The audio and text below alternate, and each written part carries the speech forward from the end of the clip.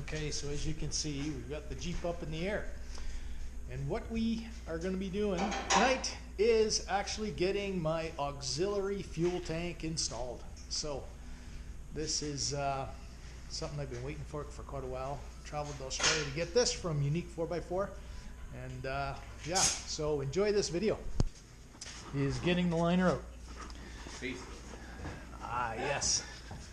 Once you get the liner out, we have to get that taillight out and get the filler, get that cut off, things of that sort, but we have to get this out. There's a bracket in here that we have to get out.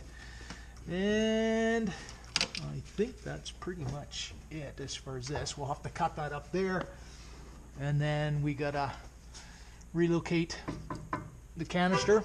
So I will have a skid plate here for sale. But that's the filler for the neck itself. We got to disconnect all our lines here as well, because the other tank's going to fit right in here. And you can see my lovely tape job of my drive shaft.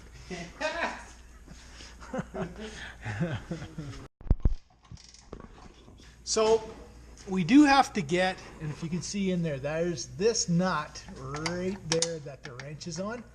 That nut there, do not use a box end on there to get it out. We just did this now twice, and because your wrench gets jammed in there, and then you've got to pry everything up to get it out. So just a little note for that.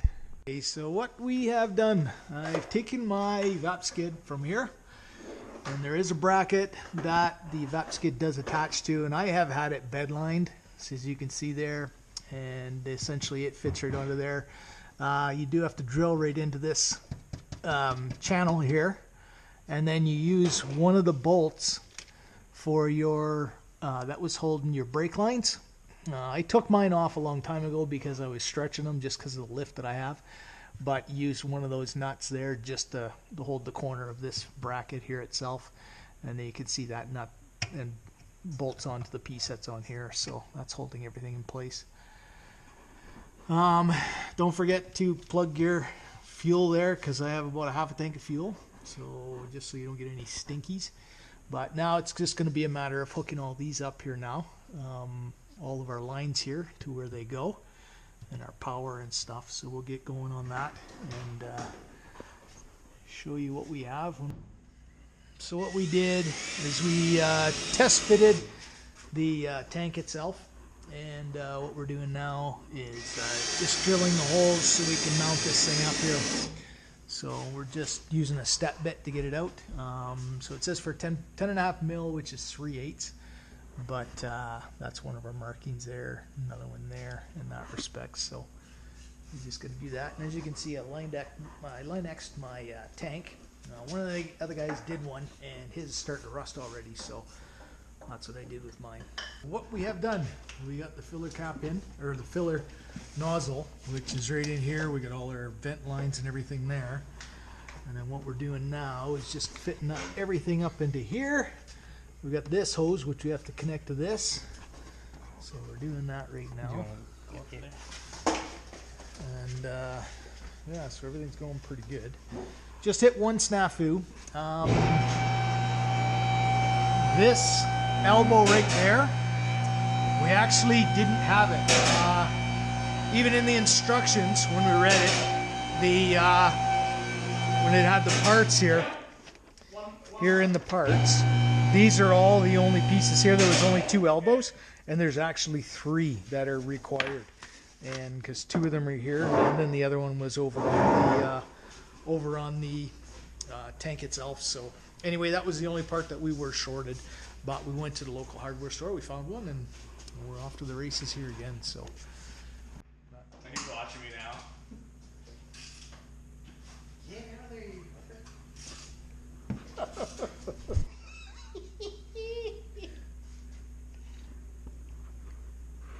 It's on, we know. It's on, yeah. So here we are at this point. What I did is I put my switch right here. You can see there, it's not lit up or anything, but that's where I put the switch. I run the wire out through the hole that's up there.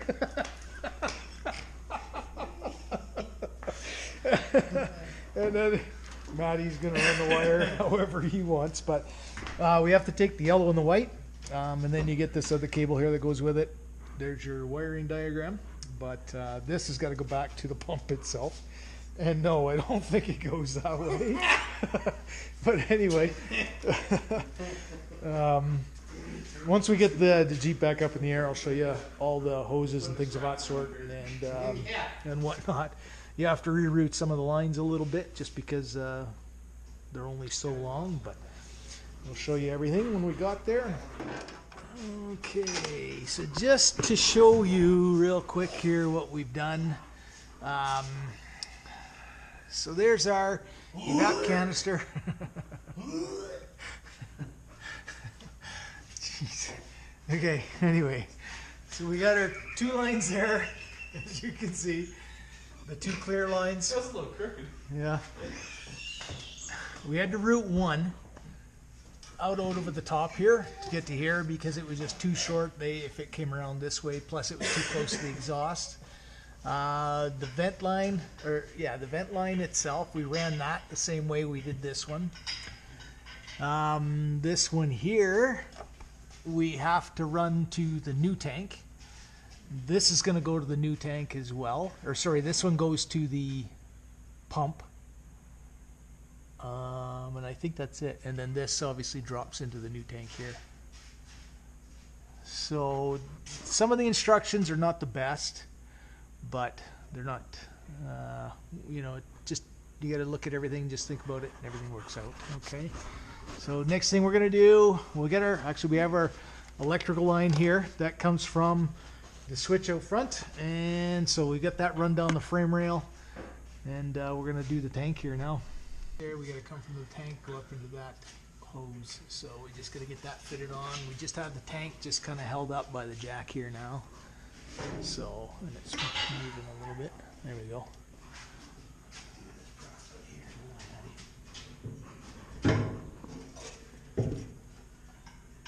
You hold the top.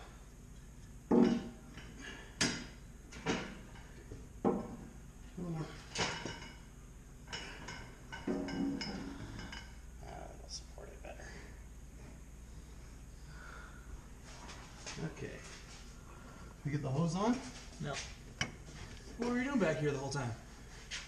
you had your hand on it. Did I really? Yeah, you did. I'm trying to video it. Want me to get in there, Maddie, for the back? You gotta pull that tank filler that way a bit. Here.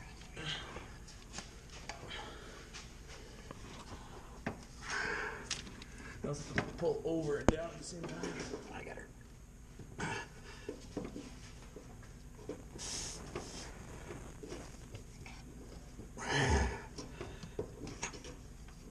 Can you push on it at all, Maddie?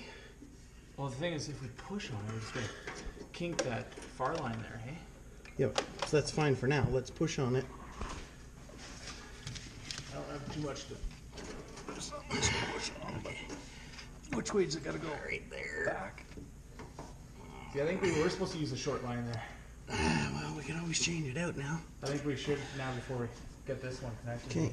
As you can see, we have just about everything all done. We've got this all put on. So this is the main filler that comes from the filler cap itself, and so it'll fill this tank first. This is going to come from the fuel line itself, or the fuel pump itself.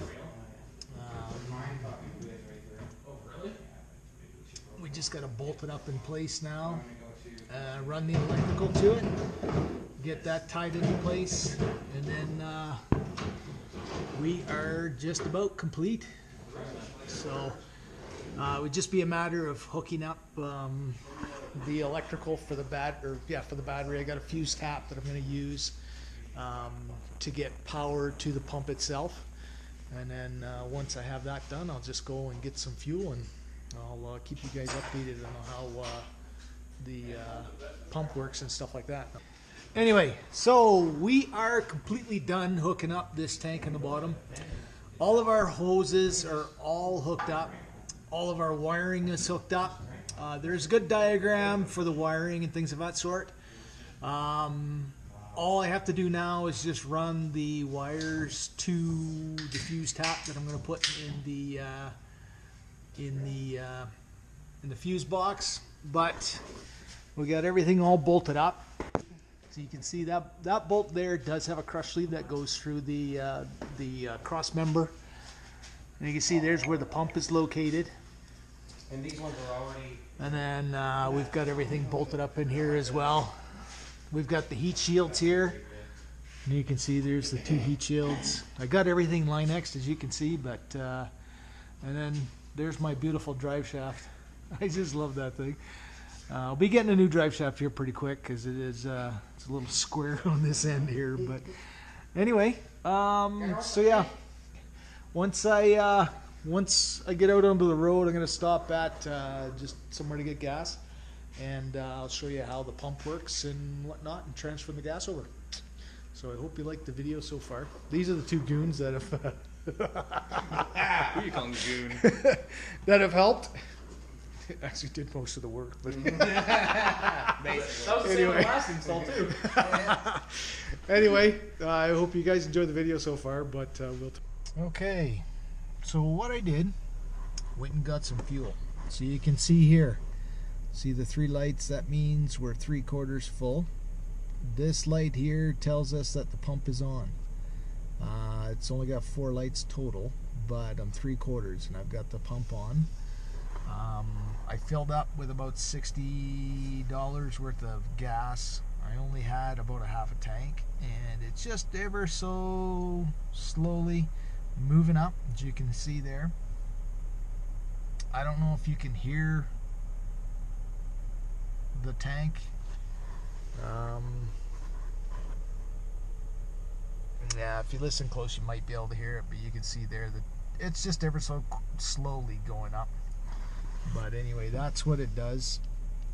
That's how you shut it off.